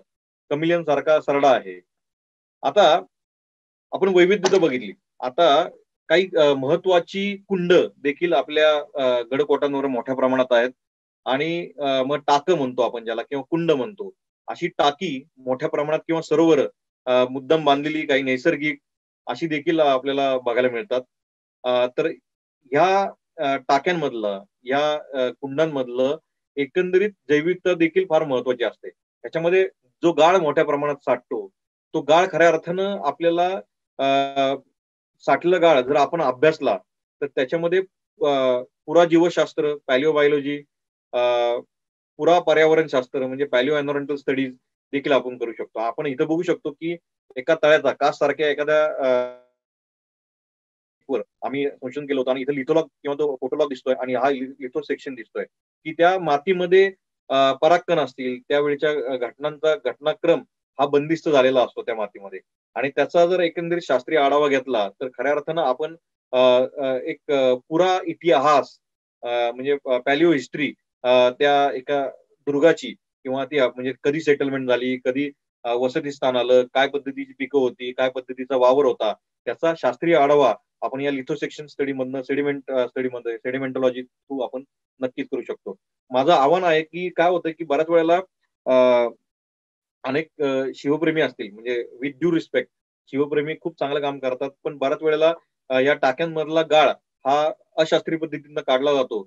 खरं तर अशा शिवप्रेमींनी किंवा पर्यावरण अभ्यासकांनी त्यांच्या जोडीला जर एखादा आर्किओलॉजिस्ट, एखादा सेडिमेंटॉलॉजिस्ट हा जोडीला घेतला आणि त्याचा एकंदरीत उत्खनन करताना ती सॅम्पल जर प्रिझर्व करून ठेवली तर खऱ्या अर्थानं दुर्ग संवर्धन आणि तिथला पुरा इतिहास स्टडी करण्यासाठी, अभ्यासासाठी त्यांचा उपयोग होऊ शकतो. त्यामुळे एकात्मिक पद्धतीनं होलिस्टिक अँगलनं निसर्ग संवर्धन किंवा दुर्गाचं पुनरुज्जीवन किंवा टाक्यांचं पुनरुज्जीवन, त्याची स्वच्छता ही करण्याची गरज आहे. अनेक गडकोटांवर किंवा परिसरात, घेरा परिसरात काही गरम पाण्याचे कुंड आपल्याला बघायला मिळतात. थर्मोफिलिक बॅक्टेरिया त्याच्यामध्ये मोठ्या प्रमाणात असतात. तर हा एक इंटरेस्टिंग भाग आहे. अनेक ठिकाणी रांजण खळगी ज्याला इरोजनल फॉर्म आहे वॉटर करंटमुळे झालेला, तो आपल्याला अभ्यासता येऊ शकतो. नाकेखिंड म्हणजे डुक्स न्यूज पॉइंट तुम्हाला ड्युक्स सॉरी याला केट्स पॉइंट असं म्हटलं जातं. नाकेखिंड म्हणजे ज्याला केट्स पॉइंट जो महाबळेश्वर परिसरामध्ये आहे प्रामुख्यानं त्या ठिकाणी आपल्याला ड्रोनच्या साहाय्याने घेतलेला छायाचित्र की कुंडलिका व्हॅली मधली कुंडलिका वाहणारी नदी आणि तुम्ही आउटक्रॉप बघू शकता की विहंगम दृश्य सह्याद्रीचं. गडकोट आणि परिसरातलं आर्किटेक्चरल आहे किंवा ते बांधलेले पुरातन पूल हे देखील किती महत्वाचं आहे. म्हणजे इको टुरिझमच्या दृष्टिकोनातनं किंवा अभ्यासकांना आर्किटेक्चर्सला असे पूल जाऊन दाखवले पाहिजेत. अभ्यासामध्ये त्याचा सहभाग पाहिजे. निसर्ग सहली आपण आयोजित करतो तेव्हा असे विशेष निर्मिती पुलांची कशी केली असेल त्याचा अभ्यासासाठी काही गडकोटांवर फॉर्म्स आहेत की एक छिद्र मोठ्या प्रमाणात खडकाला पडलेलं दिसतं आणि हे जिओमॉर्फॉलॉजिकल फीचर्स इरोजनल फॉर्म्स देखील आपल्याला राजगडला बघायला मिळतात. अनेक गडकोटांवर आहेत. तर त्या अभ्यासाला हे जिओमॉर्फॉलॉजिकल फीचर फार महत्वाचे आहेत. गडकोटांवर आढळणाऱ्या काही कंदील पुष्पाच्या जाती गडकोट हे फक्त जैविकतेच्या दृष्टिकोनातून नाही तर खऱ्या अर्थानं मिनरल्स म्हणजे याला खनिज एकंदरीत संपत्ती आपण म्हणूया. मग कॅव्हनसाइट असेल, अपोफायलाइट असेल, मिझोलाइट असेल, पुनालाइट असेल, अनेक मिनरल्स हे आपल्या गडकोटांवर बघायला मिळतात. तर ते अभ्यासणं देखील गरजेचं आहे. एकंदरीत गडकोटांवर असलेलं जीवनमान, तिथला असलेला लाईफ स्टॉक हा देखील फार महत्वाचा आहे. तुम्ही बघू शकता की इथं गुरं हा खिलारी बैल दिसतोय, तो इथं तरताना दिसतोय स्थानिक गवतांवर. इथं हा स्थानिक माणूस जो आहे तो रायरेश्वरचा तिथल्या गवताचा भारा, पेंडा त्यांनी केलेला आहे. या मावशी ज्या आहेत ते त्यांची उपजीविका इथं येणारे जे निसर्ग पर्यटन आहे, वन पर्यटन करणारा, दुर्ग पर्यटनाला आलेले लोक जे आहेत, त्यांना त्या ताक देताना किंवा दही देताना दिसत आहेत. तर एकंदरीत दुर्ग पर्यटनामधनं तिथल्या स्थानिक जीवनमानांचं एकंदरीत आर्थिक कसं एकंदरीत आपल्याला सुसह्य करता येईल आणि त्यांची आर्थिक परिस्थिती कशी सुधारता येईल याच्याविषयीचं देखील काम एकात्मिक पद्धतीनं करण्याची गरज आहे. इथे तुम्हाला अमृता किंवा नरक्या किंवा घाणेरा ही औषधी वनस्पती दिसते. इथे दुर्गांवर उंचावर आढळणारी ही देवनाळ किंवा धवल नावाची पक्षी आहे. लोबिलिया वनस्पती आहे. लोबिलिया निकोशिनिफोलिया किंवा गडकोटांवर काही स्थानिक वाण इथं गहू दिसतोय. रायरेश्वरला इथे केवळ दवावर येणारा हा गहू आहे. तर त्याला खूप मोठी मागणी असते. तर तिथल्या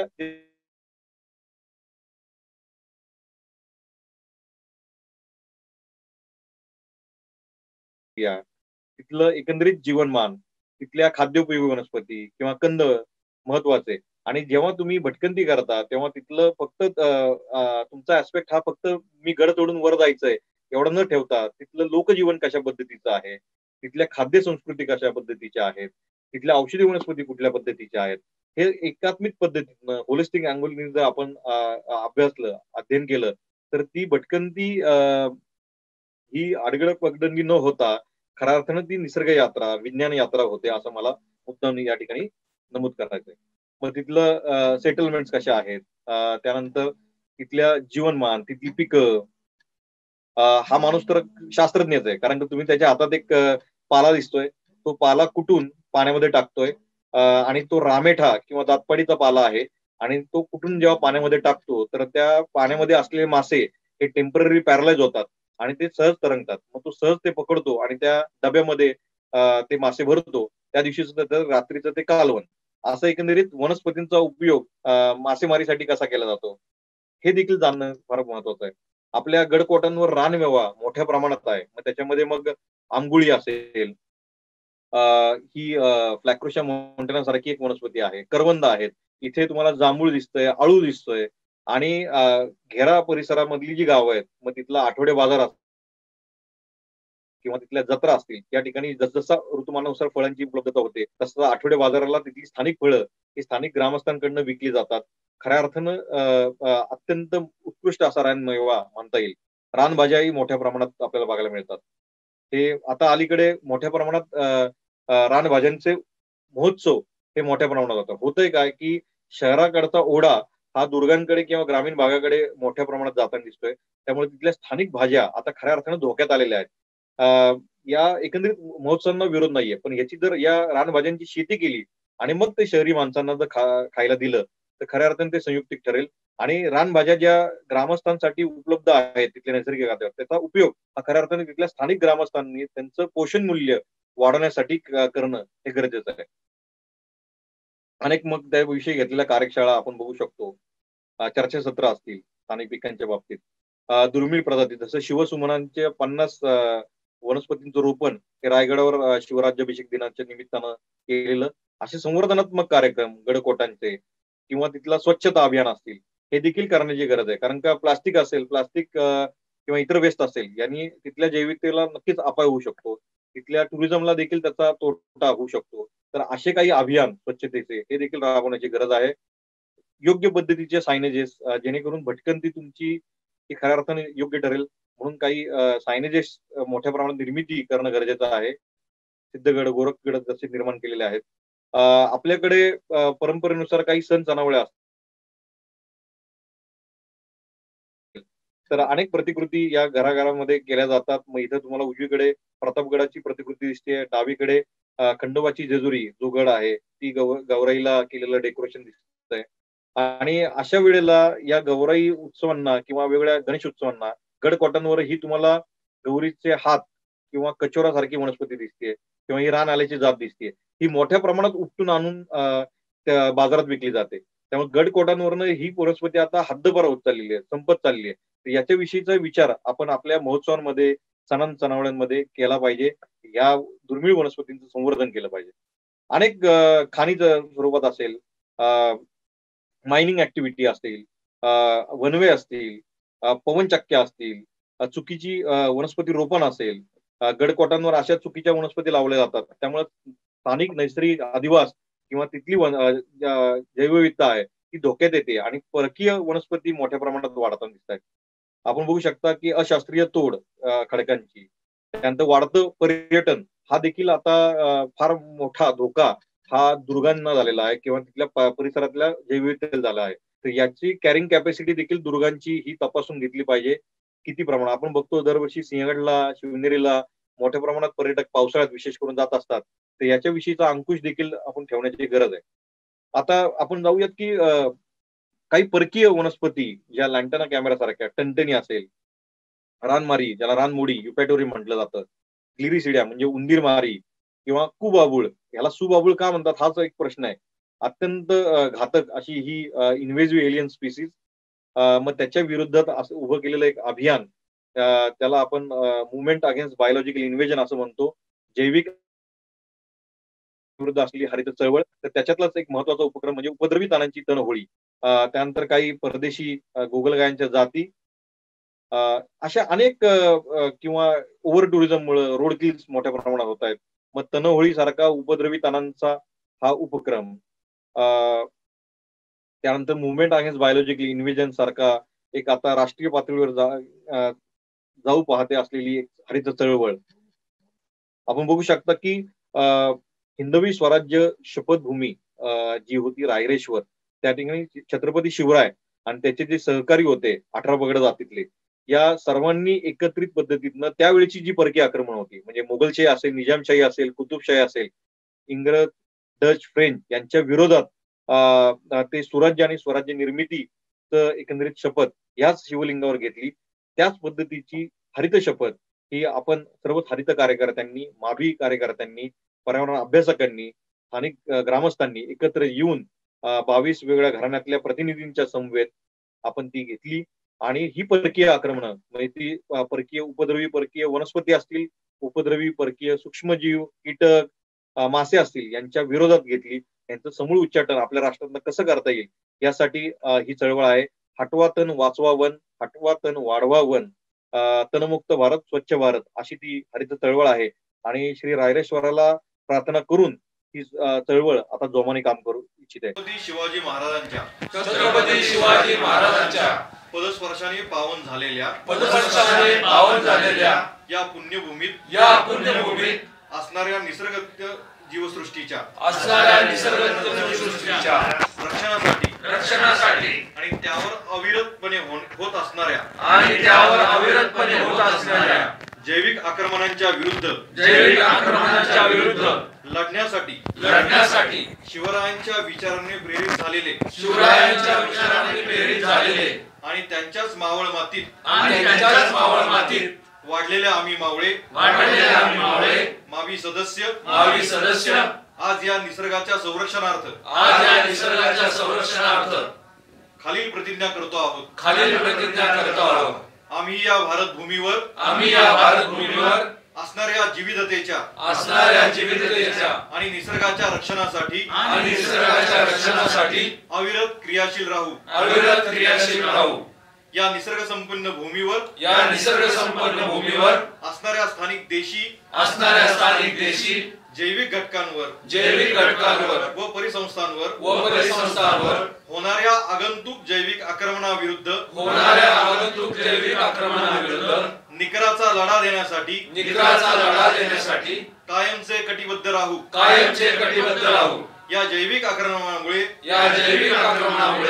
जसे की उपद्रवी परदेशी वनस्पती,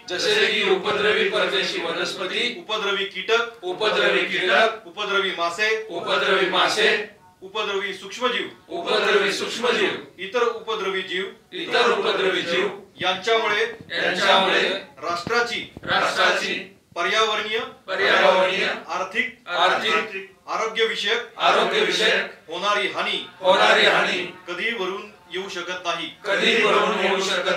म्हणून अशा प्रकारची आक्रमणे रोखण्यासाठी आम्ही जनमानसात सातत्यानं जनजागृती करत राहू.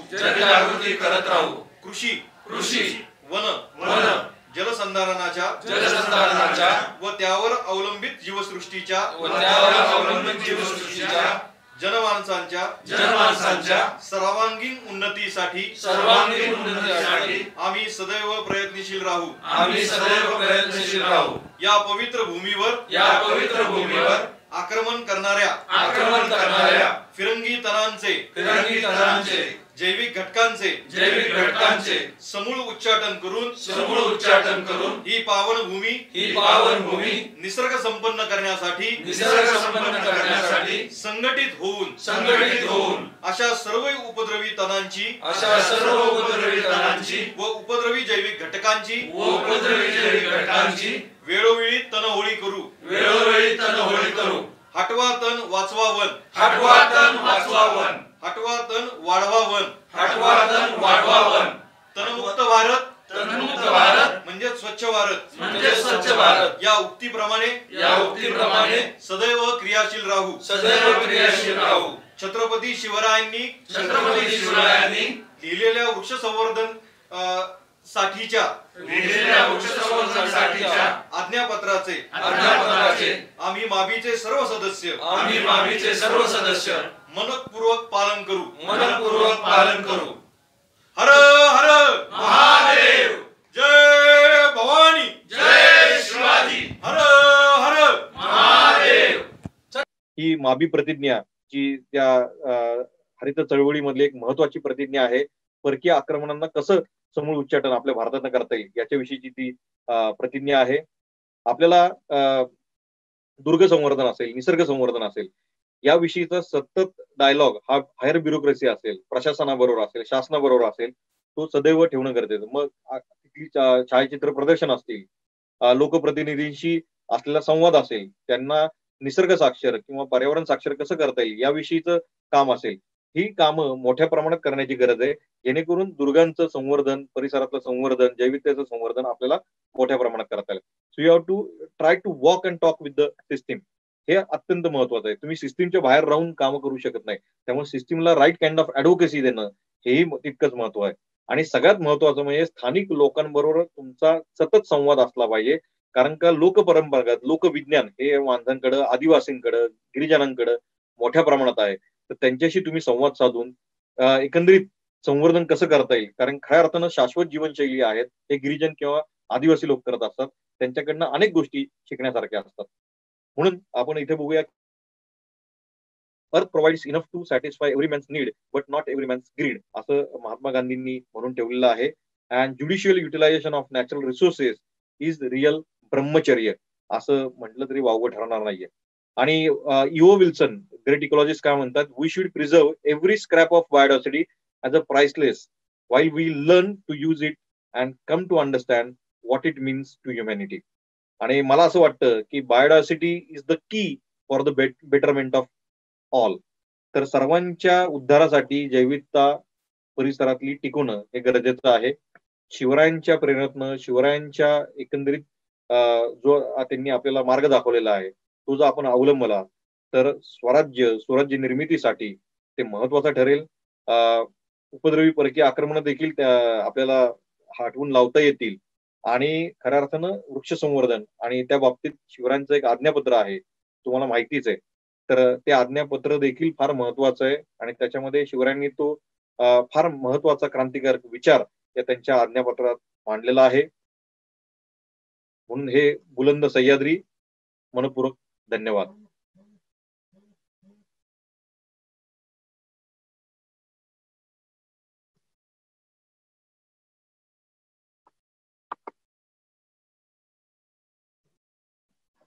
मला आज जो आपण एक सदीप व्याख्यान आज घेतलेलं आहे, या सदीप व्याख्यानाच्या माध्यमातून आज आपण एक प्रकाश चित्रांच्या माध्यमातून एक संवाद केलेला आहे. आपण बघितलं असेल की दुर्ग किती महत्वाची भूमिका बजावत आहेत. आणि खऱ्या अर्थानं जैविकता किंवा पर्यावरण जर टिकवायचं असतील, नद्या, नाले, ओढे टिकवायचे असतील, परिसरातली वनराई टिकवायची असतील, तर हे दुर्ग देखील संवर्धित करणं, टिकवणं, त्याचं अध्ययन करणं, संशोधन करणं हे फार महत्वाचं आहे. आणि ही दैदिप्यमान दुर्ग संस्कृती, दुर्ग परंपरा, दुर्ग इतिहास जोपासणं, ते टिकवणं, संवर्धित करणं हे खऱ्या अर्थानं आपलं आद्य कर्तव्य आहे. आणि मला अपेक्षा आहे की या व्याख्यानाच्या माध्यमातून आपण जाणून घेतलं असेल तर ही जी विविधता आणि हे दुर्गांवरचं वैविध्य आपण एकत्रितपणे टिकूया, अशी मी या ठिकाणी अपेक्षा व्यक्त करतो. नमस्कार. धन्यवाद.